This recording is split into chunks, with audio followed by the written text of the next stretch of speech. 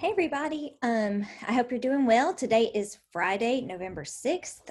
This has been a very interesting week. I don't know if you've been following all the election coverage as much as I have, but it's been sort of an anxiety-inducing week. And I hope you're doing well, though, today as you've been drafting your research papers this week. I was really impressed by the kernel essays and the workshop that we did on Wednesday. If you haven't gotten back into that space, to see the feedback, then please do. Ms. Black and I have both been giving feedback on those kernel essays. This is the weekend where you are to draft a rough draft, really finish it out. Remember to look at the different guidelines for the assignment. You need to go to the assignment sheet. So I'm sharing my screen right now. If you go to Unit 3, here at the top, we're doing Part 2, which is the actual research assignment, or research argument assignment sheet. Here it is. When you go down here for specifications, remember you need a minimum of 5 sources. At least 2 of your sources need to be peer-reviewed scholarly sources. You can let me know if you need help with that. You're following MLA specifications, so that includes things like having a title, and a heading, typing in Times New Roman font, 12-point font, making sure the document's double-spaced, etc. The paper should be 5 to 7 pages. Remember that one of those pages can include your works cited page, so it could be a 4-page paper with a works cited page. There are some resources here on MLA formatting. I'm about to go over some myself.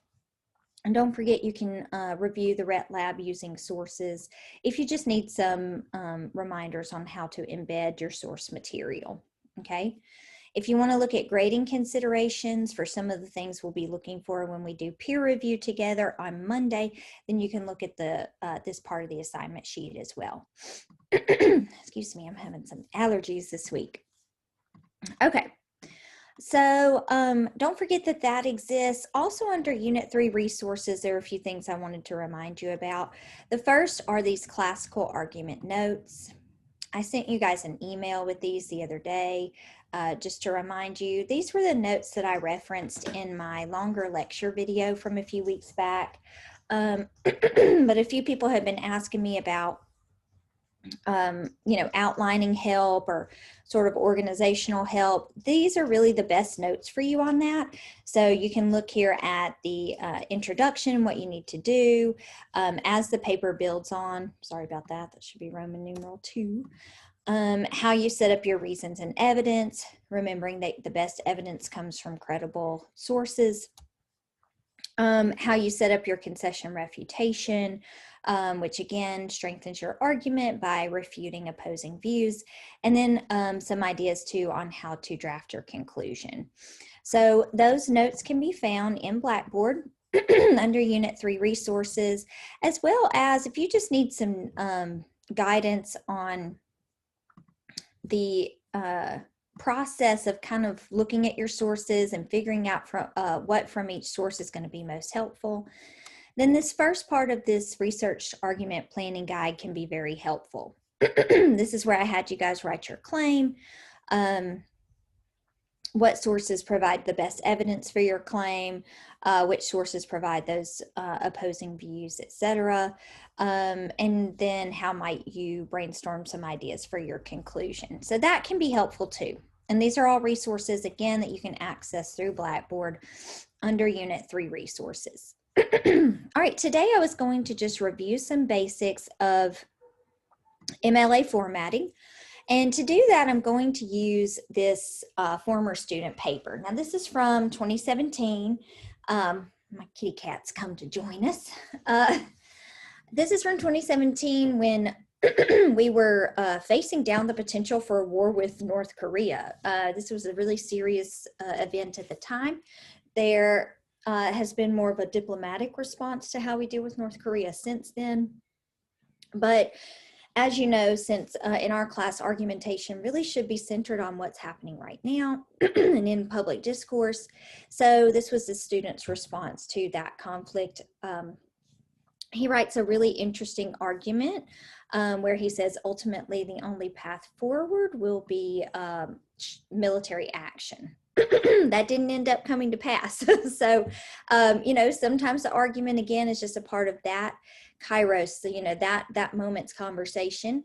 And so looking back on his paper can also be really interesting for us as we consider what ended up happening and how we're moving forward. You know, what are lessons learned from this time? But anyway, what I want to show you is you see that this student has a standard MLA heading. Now I've taken his name out, but it's your name, my name, Writing 101, and the date that this paper is due, which you can access that on your calendar. And then you should also have the standard header with your last name and page number. Now, guys, if you can't figure this out, especially in Google Docs, sometimes it can give you a headache, then just don't worry about that. The main thing, though, is on your first page, you need this traditional header. Make sure, too, that you do not put this traditional header in the heading or the header box up at the top, because if you put this 4-line heading up here, it's going to show up on every one of your pages. Okay, so make sure you don't do that. You just need to, on the first line of the document, you know, your name, my name, Writing 101, and the date the paper's due. All right. And don't forget too, you need a title for your paper. The paper's title should not be researched argument paper. Okay. In other words, the title should be, if I asked you, what is your paper about? You should be able to tell me pretty briefly, like within a sentence or less. And that's what you could title your paper. Okay. Notice as far as spacing, the spacing of this paper is very clean. Everything is double spaced. There's no extra space between this heading and the title, or the title and the paper. All of it's double spaced. The paragraphs are clearly indented. You want to make sure they are. Notice the font is Times New Roman. It's all 12-point font as well. And as we go through the paper, just a few things I'm going to talk to you about as far as your in-text citations. So this student in particular, I always thought it was interesting. He rarely directly quoted from his sources. Now, in this paper, he will, but most of the time, this student would summarize from the source material that he had collected. Okay. Now, despite summarizing, he still made sure to put in his in-text citations, and you should too. Sometimes students think, well, if I do not quote directly from the source, if I just kind of summarize what the source says, then I don't need a citation. That's not true. You definitely do. If this information did not come from your mind or is not super well known, like commonly known information, then you need to include the citation. What you would do is wherever you stop summarizing from that source, that's where you would put your in-text citation. Now notice, here he has summarized 2 times from 2 different sources, okay? So right here, he references the first source that his summary came from, and here he's referencing the second. The whole point of your in-text citation is that it serves as almost a map for the reader. So when I see this agreed framework, I should be able to go immediately to the works cited page.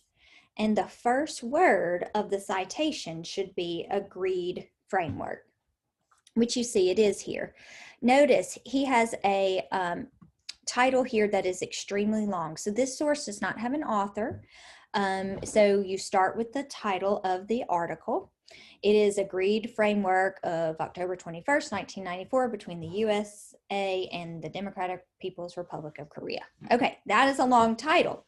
You do not need to put that whole title in your in-text citation because it's just going to take up so much room. Instead, in your in-text citation, just put your parentheses and then put the first couple of major words. So for him, it was agreed framework. All right. Now, up here, you'll also notice he references the author Russell as he's summarizing here.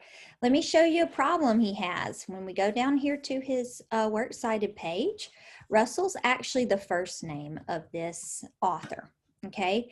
So that in-text citation should not be Russell. The in-text citation should be Goldman, okay? You want to make sure that you cite appropriately. Now, you know, I understand which one it's coming from, as the writing teacher. But since this is written for an academic audience, that attention to detail becomes very important. So just keep that in mind. You may just want to double check your in-text citations before we have peer review on Monday. As we move through, you see a lot of this student's evidence is coming again from Goldman. He keeps calling him Russell, but it's Russell Goldman. And then we keep moving down.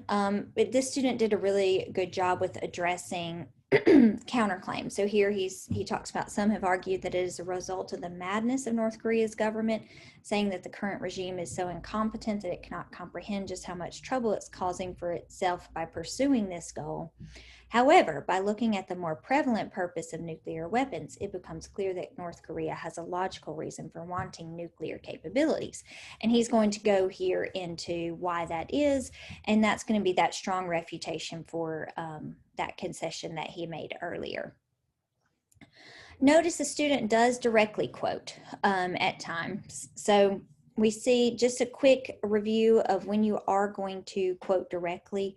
You want to make sure that you have, we call this a signal phrase. So you're using your own words to kind of move into the direct quote. So for instance, in Pyongyang, and he has this direct quote there. At the end of the quote, notice the correct formatting here. Nation, end quotation marks, open parentheses, Kim, 123, which is the page number, close parentheses, period. We should be able to go down to the works cited page and find Kim, right? So now we know that that information came from that source. So that's how these in-text citations work.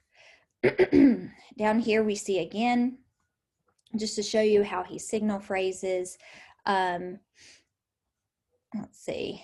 He says here, furthermore, nuclear weapons serve as a symbol of a country's prosperity and power, attributes that North Korea desperately wants to portray as it, quote, is clearly losing its political struggle to the death with bitter rival Seoul, which controls twice the population of North Korea and an economy 30 times larger. Pyongyang deeply fears absorption by the South. Okay, notice this is all the students writing. He does an excellent job of signaling into the directly quoted material. Here's Roy, 2 is the page number. We should be able to go down to the works cited page and see the word Roy, okay? All right, so here we have his final sort of conclusion. This is a really interesting paper because by the end, he's also talking about the role that the U.S. has actually played in making North Korea, quote, the monster that we've shaped it to be. So this is how he ends his paper.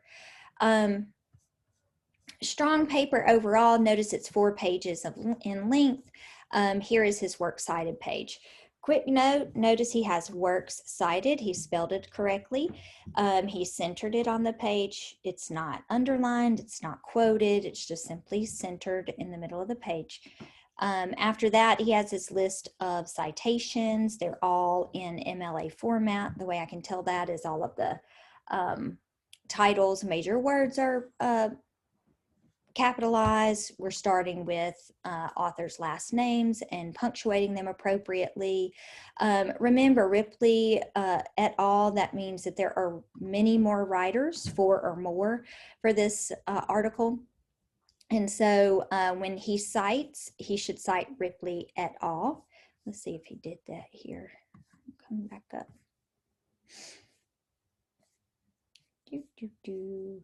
He didn't. It's not a huge deal, but if I see Ripley as a citation, I assume that that source only has 1 author, whereas it actually has 4 or more. So including Ripley et al. Would be the appropriate way to do that there. Notice they're all in alphabetical order by the first word of the citation. They are also in hanging indent format. So you see that this line, the first line is justified to the left with all subsequent lines indented over. Most of the sources are just 2 lines long, but some of them are 3, and so you can see how he formatted that there. A lot of students struggle. How do I get this thing to do the hanging indent? So let me just show you. What you would do is come to the top of the line, maybe you'll go right here, enter down. Sometimes you have to play with it, pull it back up, and tab over. Okay, so that's how I do it. Now, I do think that there's a way to do it through your Word document where it'll do it automatically, but I'm not really sure how. I just play with the formatting myself when I set up a works cited page. Okay, so those are the basics, guys. Don't make it harder than it should be, but keep kind of coming back to this video if you just want some review about how you incorporate your sources, how you format in MLA, how you format that works cited page, etc. What you need to do for, well, by the end of the day today, you need to finish the Beyond the 5 Paragraph essay RET Lab. So that will help give you some ideas about doing your rough draft. This weekend you will be completing your rough draft. Try to get it as close to the page number minimum as possible. That'll just help you as we get into finishing those up next week. Here it is for Friday. It says be sure to post your rough draft before class starts on Monday to your corresponding class folder here. So you will link in there, and that is where you will find the peer review folders for each class. It looks like some people have already posted by the time I am doing this video. So just go into your class and make sure that your rough draft is posted there. On Monday, we will peer review together. So when you come into class, I'm going to assign you someone to read and you will give feedback there. And then after that, next week, we'll pretty much be working on making revisions, conferencing if you need to, and finishing up that paper. All right, I think that's it for today. I hope you guys have a great weekend. You're welcome to email me or Miss Black. Try to do it by the end of the day today if you really want a response today, because we are facing down the weekend, so we may not be as available for you. And otherwise, I will see you at Monday's session. Thanks.